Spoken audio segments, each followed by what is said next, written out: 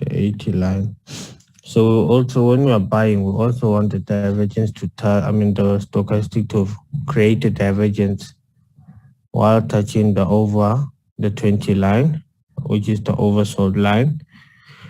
And when selling, we want it to touch the 80 line while selling from there.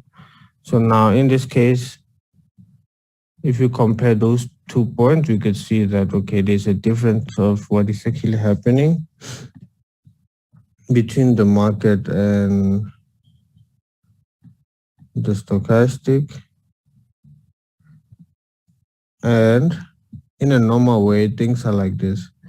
If you can see between this point and that point, and between this point and that point,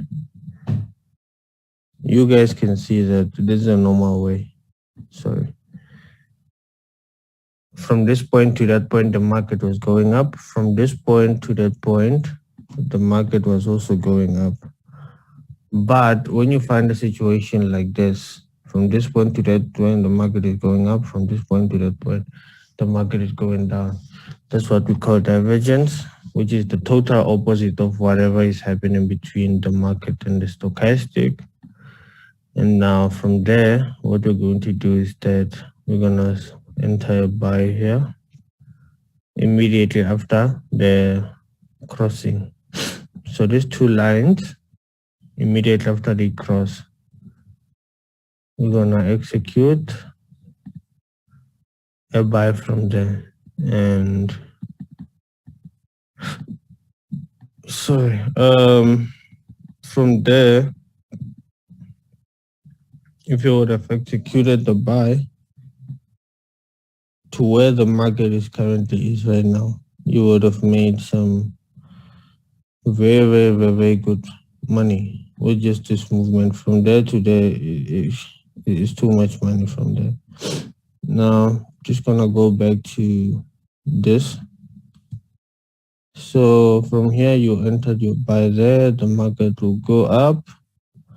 And as it continues going up, we know that the market doesn't move in a straight line. So of course it will make re-entries on the way. And those re-entries, you can just also simply, retracement, you can also simply implement the re-entry strategy again, so which is divergence that I just showed you, in order to add more trades to take it up. So an example, let's make an example with this trade.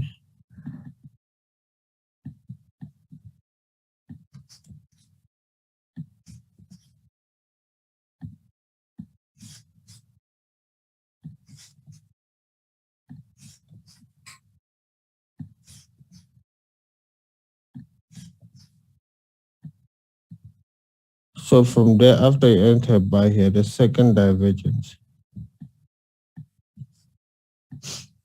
it'll be from this point to that point, from this point to that point. So you can see you're seeing it, you're looking at a totally different thing.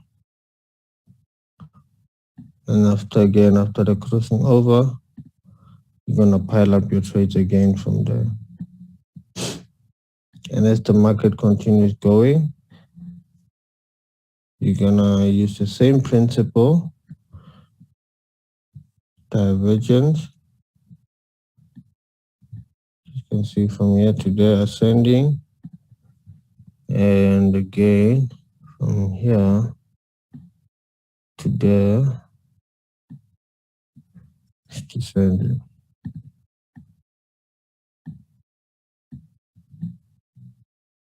And there, like that, and simply from here to there, from here to there, it has crossed to the upside. So meaning another trade is supposed to be taken, going up like that. So now, from this, you must be able to draw your footprint and first layer, because the $1 million question is, when are you actually closing a trade? You cannot hold trades not knowing how long you will hold it, of course. Now, in order to determine when we're going to close, we're going to draw, let me delete everything, a footprint line here. And after that, we're going to draw a first layer line here. So if this thing decides to continue going up like that, it will mean there's more profit for us on a table, because of from there, we'll get to extend our first layer line. And as we extend our first layer line, the market goes into more profit. And immediately when it comes in break, we'll close all the buy trades that we would have taken from there. Because we know that when the market breaks the first layer, the market is about to go into the opposite direction from there. So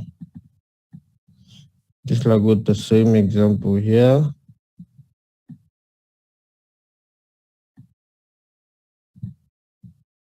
that was your footprint. You can use that as the first layer.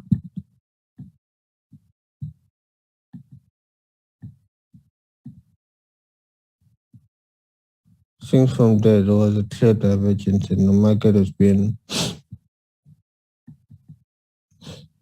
going very good from there. I mean, on this time frame, the first divergence is from here to there, and yeah, from here to there. So you're seeing the total opposite of what is actually happening between the market and your stochastic. So now I want us to check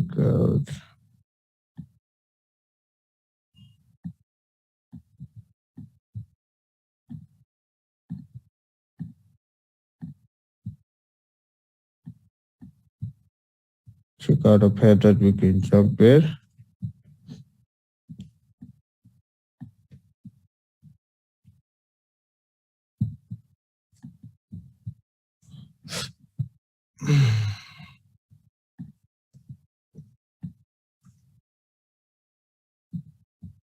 Okay, what we can use here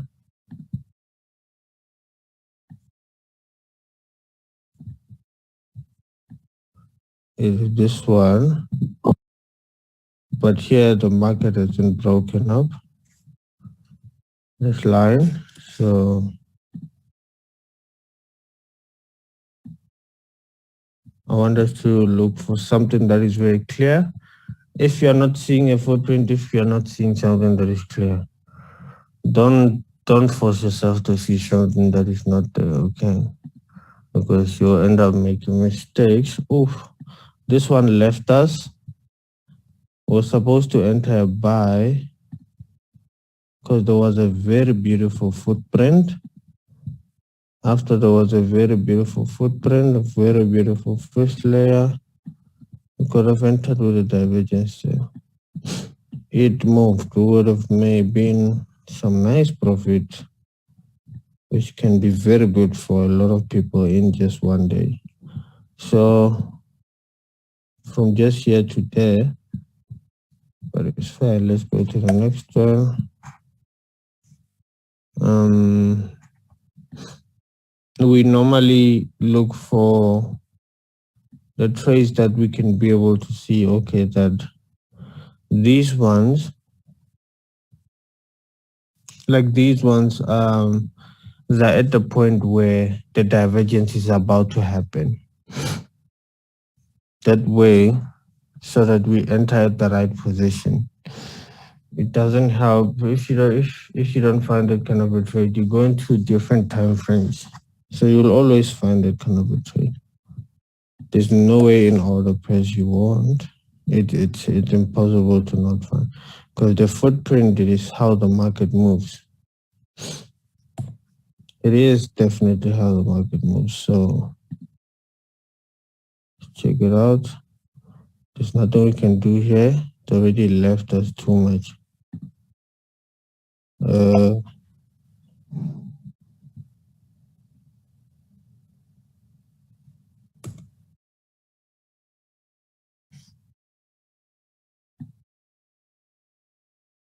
This one has already left us too.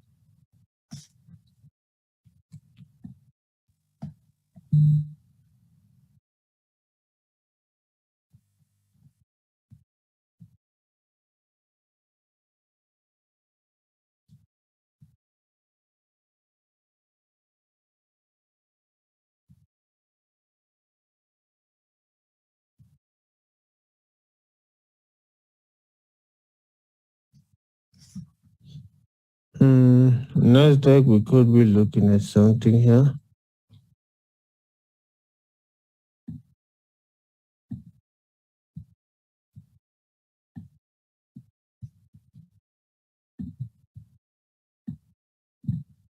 On the sell.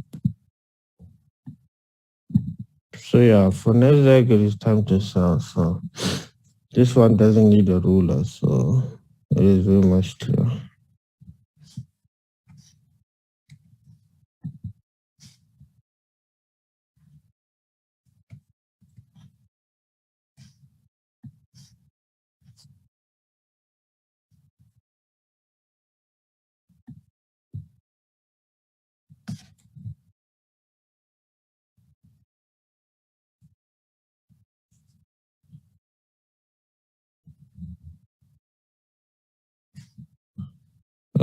This pair, I think we're about to buy this thing.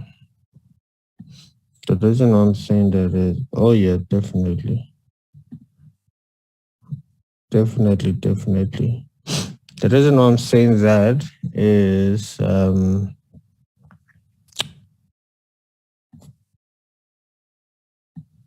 if you can check, let me go to 30. There was a very clear divergence, footprint, very clear first layer, and from there, I was supposed to enter here or there. Now, when we go into a much detailed form,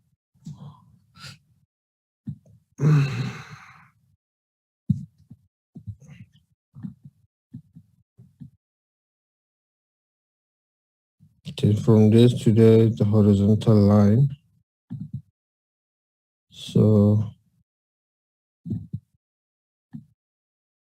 it makes sense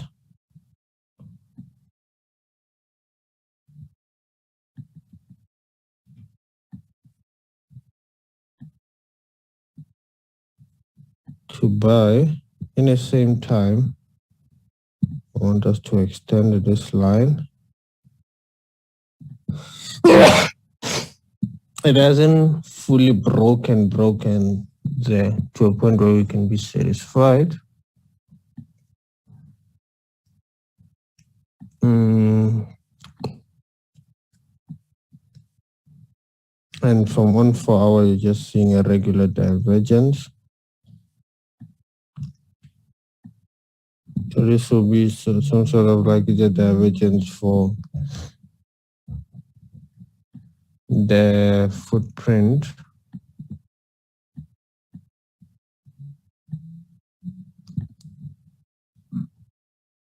We will have this divergence for that footprint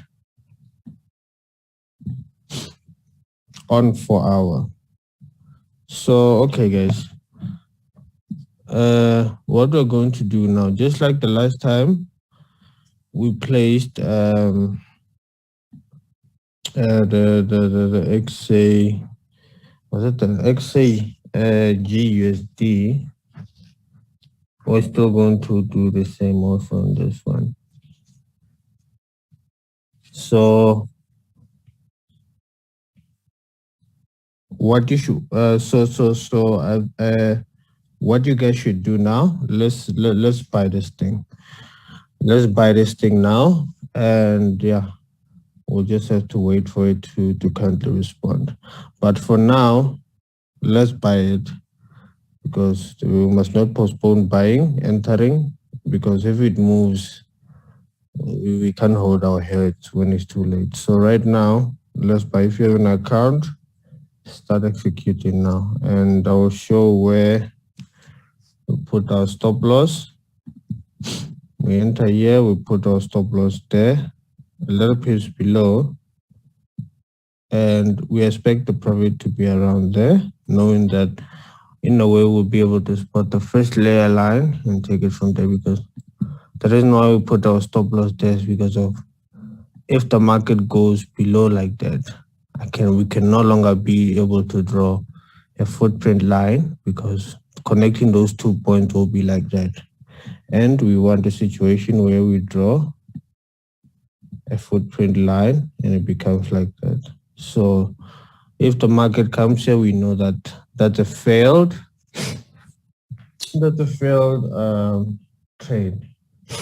So okay, let's execute now. And I'm also going to be setting a signal for this thing.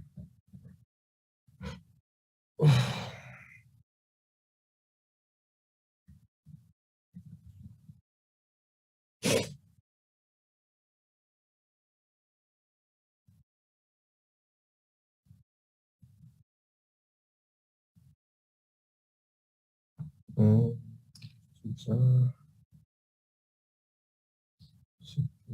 4, 5 times 6. All right.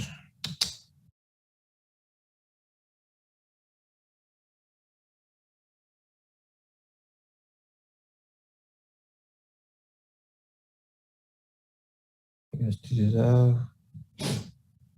okay. The spread is a little bit big, so you guys must accommodate that, okay? Because the spread of this pair is not like any other spread. It is quite heavy.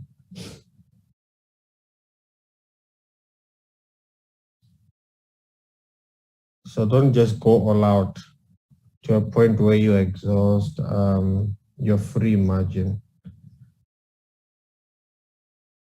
because it can disturb your trade.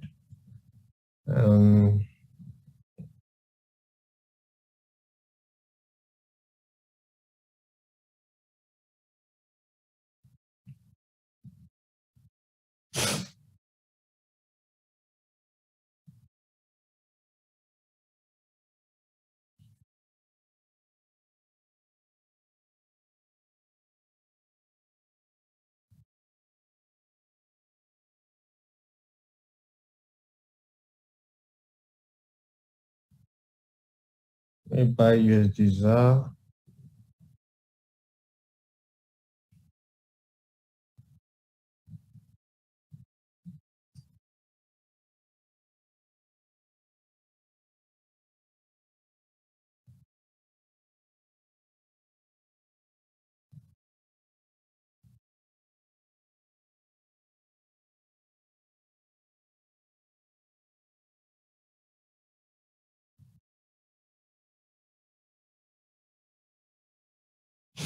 And signal just got sent.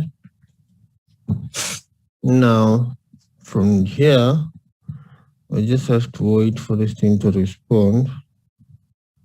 There's NFP, I believe, today. So right now it can just move.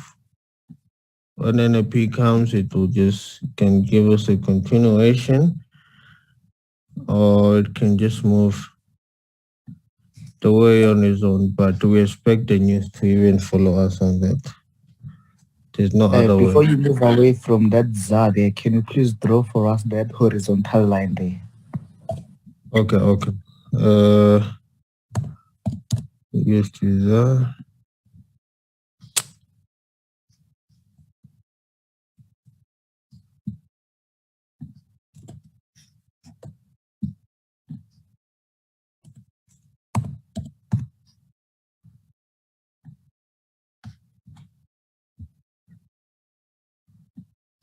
So right now, we're hoping this to be our footprint, right? As we're hoping that to be our footprint, in order to fully confirm that that will be our original footprint, we have to put the horizontal test here so that when the market goes above here and make a retest, we can confirm that it's the footprint, as the footprint that we have. Because normally what happens is that you can confirm that your footprint, and the market normally likes consolidating like this.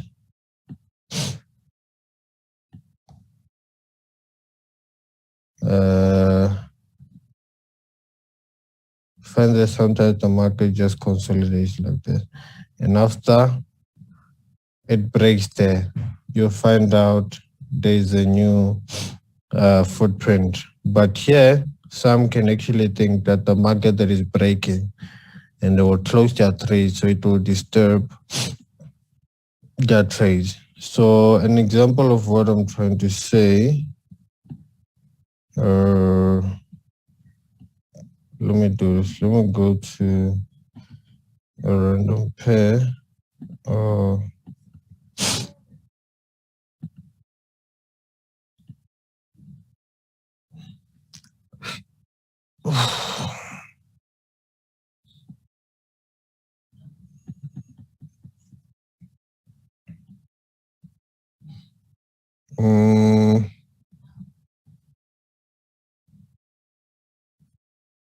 Okay, there we go. Now,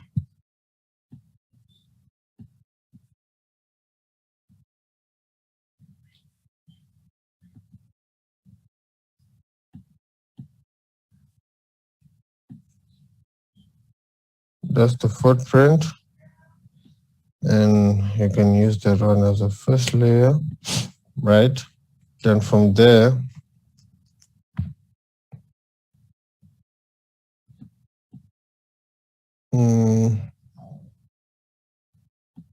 no, actually, this is not a bad example. This is not what I'm actually looking for, because of here, if you can be able to draw your footprint from there and be able to draw your first layer, even though you place the buy divergence, after the first layer gets broken, the market did go down according to the footprint. And after that, it went down. Footprint on the other direction also happened. So this one, it makes sense. So I'm looking for a situation where, let me go to another pair. I'm looking for a situation where the market was giving us a consolidation to a point where it was very hard to tell where we can draw actually the footprint line. And we draw it without any knowledge, and the market breaks that footprint line, and we thought it is eventually breaking the whole thing. And we get disturbed with the trade. So let me check this thing out for now.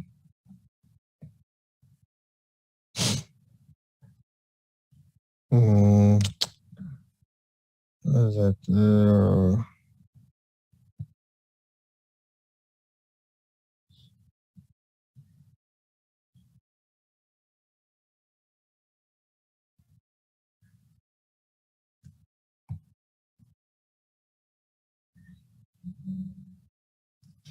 Okay, perfect. There we go. Some can use that one as a footprint, and some can use that one as a first layer.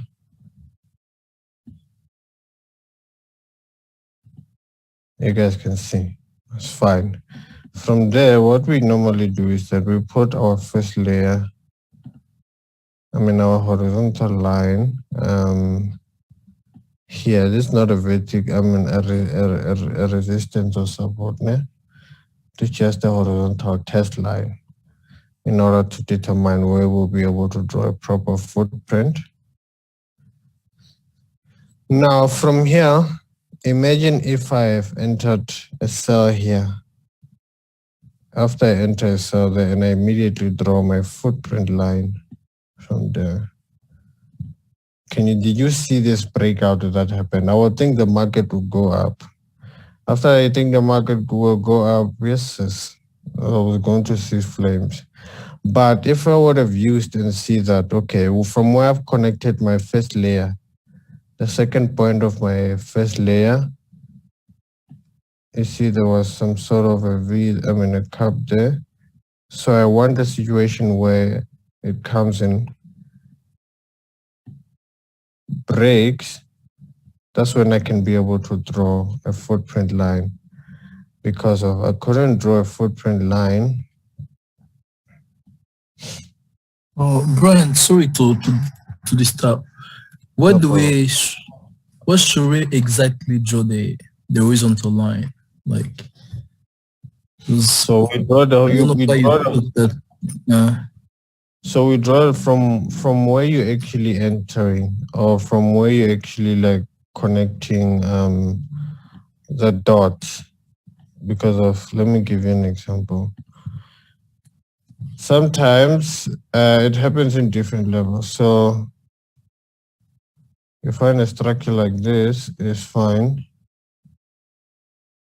And from there, the market gives you a benchmark or where and from where you're going to be entering a buy. And also depending on where you extended your first layer line. What I'm trying to say is that let's just, if you enter a buy here, do not immediately draw a footprint. Because sometimes you can draw a footprint and the market will just consolidate like that. So what you do, sorry, from there, what you do, you wait for it to cross that line. After it crossed that line, knowing that you be effective with that extended line, naming it as a footprint. Now, in terms of where we're drawing it, you find situations where from here, let me try to make sense about this. This way you draw your footprint, a footprint line. I'm assuming that will be your first layer at that particular time. So immediately after the thing breaks. Yeah, so we must use this one instead of this one. What I'm saying is that from where we've actually entered, if you're the first trade you took it there, you draw your horizontal line.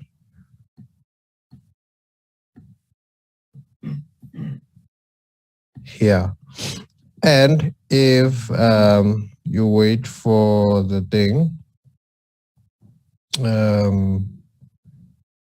this thing to be broken, that's when you know where you will also extend your first layer, footprint line from there.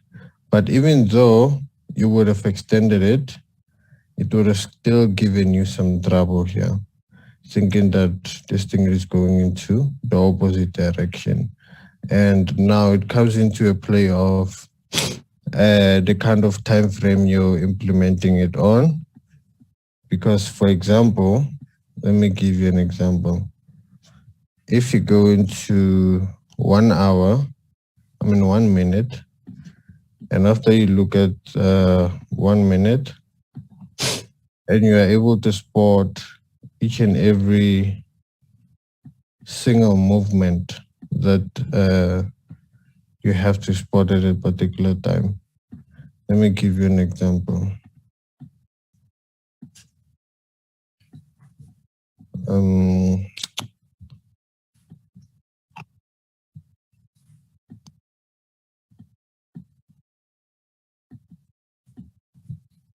even though,